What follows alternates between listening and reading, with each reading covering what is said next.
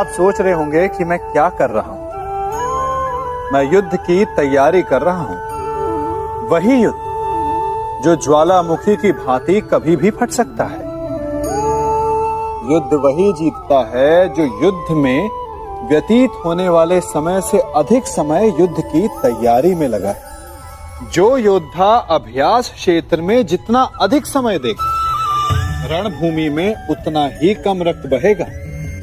एक सामान्य लौ और तीखी तलवार में अंतर यही है कि एक तीखी तलवार को कड़ी अग्नि परीक्षा से होकर जाना पड़ता है, लौहकार की मार खानी पड़ती है। एक तलवार जितनी पीड़ा सहेगी, उसका वार उतना ही प्रबल होता है। इसलिए पीड़ा से घबराए नहीं, उसका सामना करें, उसका अभ्यास करें, क्योंकि यही अभ्यास जीवन के युद्ध में आपको विजयश्री बनाता है।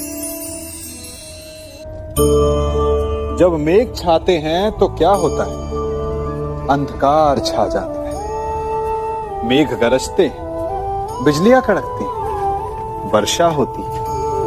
सभी पशु अपने आश्रय स्थल पर जाकर छिप जाते, मनुष्य अपने घरों की ओर दौड़ते और सभी पक्षी अपने घोंसलों में जाकर छिप जाते हैं।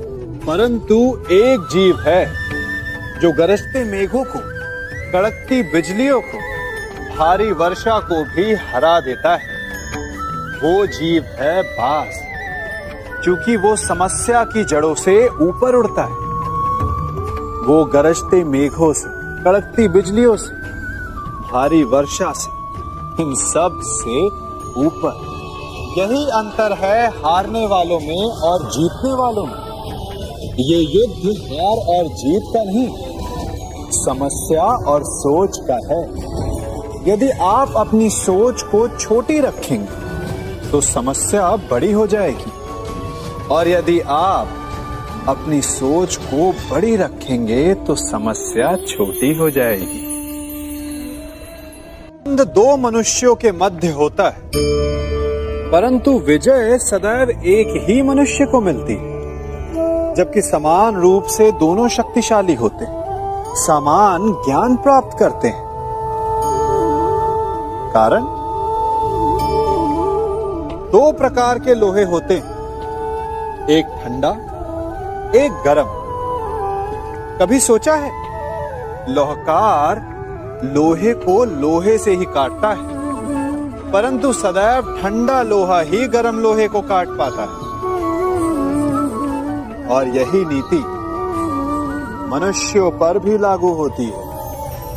जब युद्ध होता है तो जिसके मन में ईर्ष्या होती, जलन होती, आक्रोश होता है, वो गर्म लोहे के समान। और जिसका मन शांत होता है, जिसका मन संयम से बंधा होता है, वो ठंडे लोहे के समान है। और वही ईर्ष्या और द्वेष नामक गर्म लोहे को काट सकता है।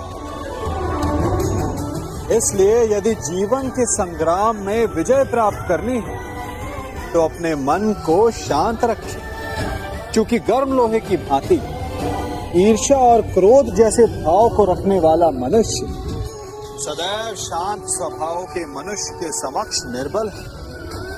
शक्ति ईर्ष्या और क्रोध में नहीं, शांति और संयम में है। सभी बड़े सदा यही कहते आए कि यदि आगे बढ़ना है तो अपनों का साथ दो।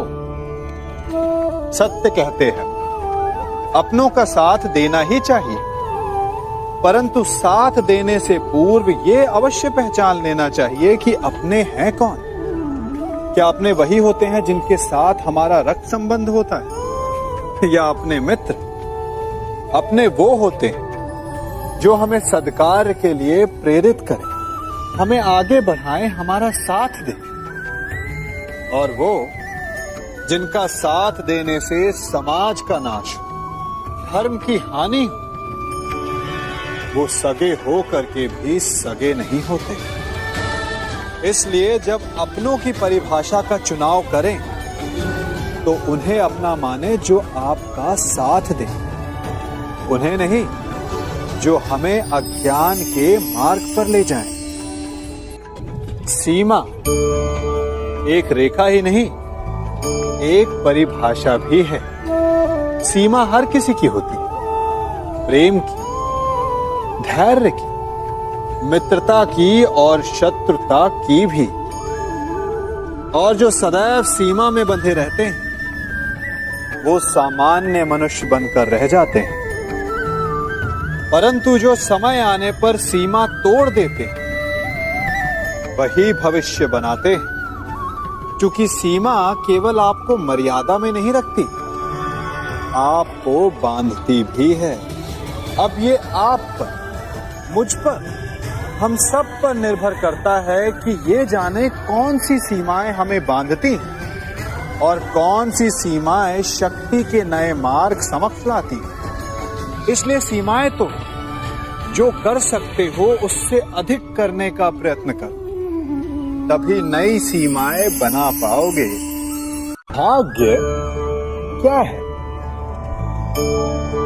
जो आपने किया उसे भोगना भाग्य है, या जो आपके पूर्वजों ने किया उसका फल भाग्य है? नहीं, भाग्य वही है जो आपने किया, क्योंकि हर मनुष्य को अपने कर्मों के फल भुगतने होते हैं। इसलिए यदि जीवन में कुछ भी करें तो उस पर अपनी दृष्टि अवश्य रखें,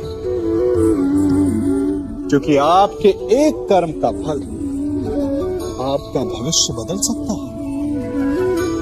हम वही बनते हैं जो हम चुनते हैं, क्योंकि वही हमारा भाग्य बनता है। मनुष्य सुंदरता से आकर्षित होता है, उससे प्रेम करता है और असुंदर को देता है। ऐसा होता है ना? क्या आप ऐसा नहीं करते? करते हैं। तो सुंदर और असुंदर की परिभाषा क्या है? इस आकर्षण और विकर्षण का कारण क्या है? कभी सोचा है? कभी सोचा है कि जिससे आप प्रेम करते हैं, जिसके प्रति आप आकर्षित होते हैं, अचानक से उसके लिए मन में वितृष्णा आ जाती, और जिसके प्रति घृणा होती उसके लिए एकाएक आपके मन में प्रेम उमड़ आता है। कारण है दृष्टिकोण। क्योंकि सुंदरता आपके मन में होती है, आपकी सोच में होती है, आपके दृष्टिकोण में होती है। इसीलिए किसी को कीचड़ में खिला हुआ कमल सुंदर लगता है और किसी को निर्मल चंद्रमा में भी कलंक का धब्बा दिख जाता है। यदि आपको सुंदरता अनुभव करनी, हर पल आनंद में रहना है, तो अपने दृष्टिकोण को सुंदर बनाएं और अपने आप सब कुछ सुंदर बन जाएगा। हम अपनी सोच और संसार की मान्यता के अनुसार अपने विचार बनाते हैं। जैसे सत्य कहना धर्म है, असत्य कहना पाप, सहनशीलता धर्म है और क्रोध करना अधर्म, उपकार करना, जीवों पर दया करना धर्म है और निष्ठुर होना अधर्म। परंतु क्या यही सत्य है? क्या कभी कभी परिस्थितियां इन आवेशों को उल्टा नहीं कर देती? करती। यदि इस संसार में कुछ धर्म है, कुछ पुण्य है, कुछ महान है, तो परिस्थिति के अनुसार चलना। जटायु स्मरण है आप सबको, वो जिन्होंने रावण पर क्रोध किया था, उस पर आक्रमण किया था। उस समय जटायु का क्रोध पाप नहीं था, धर्म था। इसीलिए अंत में उन्हें भगवान राम की गोद मिली।